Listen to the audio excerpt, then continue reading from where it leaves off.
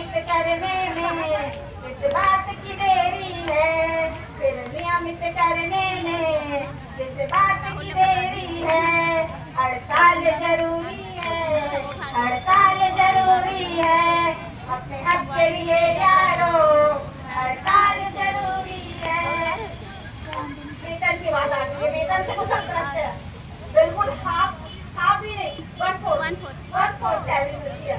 तो मेरा ये कहना है कि जब काम है इक्वल तो असमान क्यों वेतन, जब काम है इक्वल तो असमान क्यों वेतन।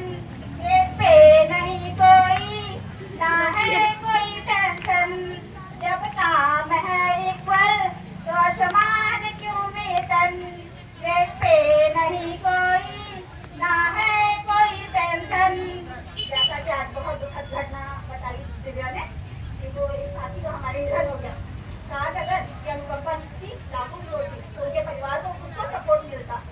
जैसे कि ये लाइन है, जब काम है इक्वल तो असमान क्यों वेतन, जब काम है इक्वल तो असमान क्यों वेतन।